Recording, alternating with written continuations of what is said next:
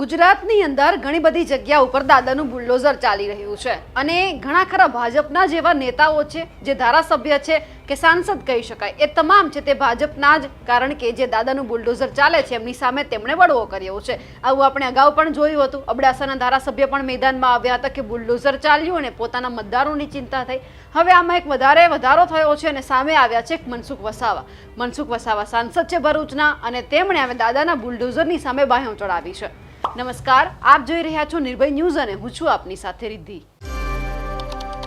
Statue of યુનિટીની આજુબાજુના વિસ્તારમાં જે પણ લારી ગલ્લા હતા, જે લોકો ઘર રાખીને રહેતા હતા, એ તમામ જે ઘર છે, લારી ગલ્લા છે, તેમના ઉપર બુલડોઝર ચલાવવામાં આવ્યું અને પછી અચાનક જ્યારે આ વાતની ખબર પડી એટલે ચૈતર વસાવા છે ત્યાં પહોંચ્યા હતા અને હુંકાર કર્યો હતો, અલ્ટિમેટમ આપવામાં આવ્યું હતું, કહેવામાં આવ્યું હતું કે આ દિવસ દરમિયાન અમે લોકો અહીંયા આવીશું અને આવેદનપત્ર આપીશું. તેમ છતાં જો કોઈ કાર્યવાહી ન થઈ, લોકોને ક્યાંય બીજો નિર્ણય આપવામાં ન આવ્યો કે તેમને બીજી રીતે મદદ કરવામાં ન આવી, તો અહીંયા જઈ અને અમે પછી જબરદસ્ત આંદોલન કરીશું. આવનાર સમયમાં વડાપ્રધાનનો કાર્યક્રમ છે તે પણ ક્યાંક અમે અટકાવીશું. હવે જ્યારે સ્ટેચ્યુ ઓફ યુનિટીની આજુબાજુના વિસ્તારોમાં ઘર તૂટ્યા છે, દાદાનું બુલડોઝર ચાલ્યું છે, તેમને લઈને હવે મનસુખ વસાવાએ ભૂપેન્દ્ર પટેલને પત્ર લખ્યો છે. હવે શું છે તેમની વિગતે આપણે એટલે ચર્ચા કરવી છે, કારણ કે અહીંયા મનસુખ વસાવાએ દાદાના બુલડોઝરની સામે હવે બાંયો ચડાવી છે અને ક્યાંક એવું લાગે છે કે પોતાના જે મતદારો છે તેમની ચિંતા થઈ છે. સૌથી પહેલા તો એમણે ભૂપેન્દ્ર પટેલને પત્ર લખ્યો છે.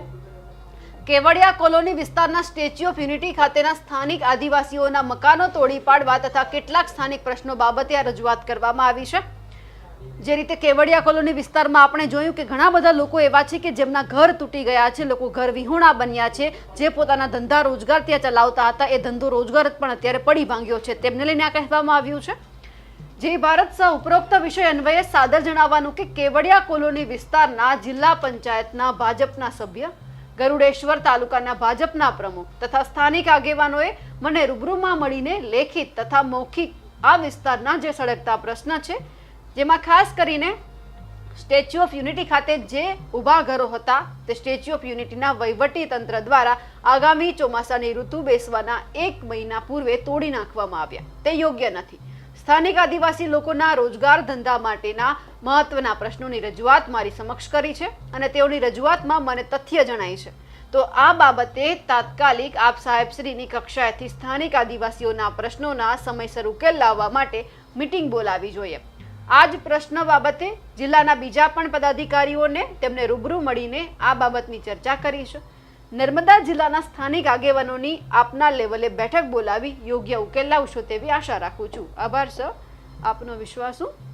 મનસુખ વસાવા હવે તેમણે ભૂપેન્દ્ર દાદાને કહી દીધું છે કે આ ખોટું છે. ચોમાસાની ઋતુ બેસી ગઈ છે, 1 મહિના પહેલા જ, વરસાદ આવે પહેલા જ આ તમામ લોકોના ઘર છે એમના ઉપર બુલડોઝર ચલાવવામાં આવ્યું છે. તો આ લોકો ચોમાસાની ઋતુમાં ક્યાં રહેવા માટે જશે? એમની પાસે છત નથી. એમને જ્યારે છત હતી તો એ જે સ્થાનિક વહીવટી તંત્ર ત્યાંનું છે એમણે તોડી પાડ્યું છે. એટલે તમારે ક્યાંક વ્યવસ્થા પણ કરી આપવી જોઈએ અને તાત્કાલિક તમારે પગલાં લેવા જોઈએ, કારણ કે જે આ ઘટના બની છે એ ક્યાંય સાંખી લેવામાં નહીં આવે. કારણ કે જે રીતે આપણે ચૈતર વસાવાને પણ સાંભળ્યા હતા કે એ લોકોને છે કે આ બધા મારા મતદારો છે, આ લોકોએ અમને ચૂંટીના જગ્યા ઉપર બેસાડ્યા છે, તો અમારી પણ ફરજ આવે છે કે આમના માટે બોલવાની, આમના માટે ઊભા રહેવાની અને કામ કરવાની. અને હવે આવું જ લાગ્યું છે મનસુખ વસાવાને અને એવું થયું છે કે આ વિસ્તારના લોકો તો મારા પોતાના છે. જો હું મારા મતદારો માટે કંઈક નહીં કરું તો હું કોના માટે કરીશ? એટલે ક્યાંક આત્મજ્ઞાન થયું હોય અને સાહેબે પત્ર લખ્યો હોય, પણ સારું થયું કે તેઓ મેદાનમાં તો આવ્યા.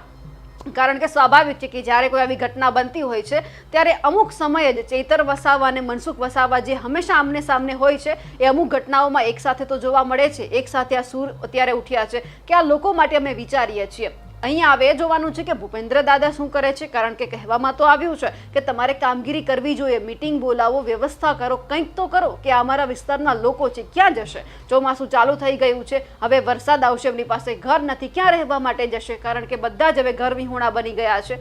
માન્યું કે તમે ધંધા રોજગાર ઉપર બુલડોઝર ચલાવ્યું, પણ એમની પાસે એક છત તો હોવી જોઈએ ને રહેવા માટે, એ પણ નથી. એટલે સવાલ ઉઠી રહ્યા છે. હવે એ જોવાનું છે કે મનસુખ વસાવાની આ વાત છે તે ભૂપેન્દ્ર પટેલ કેટલી કાને લે છે.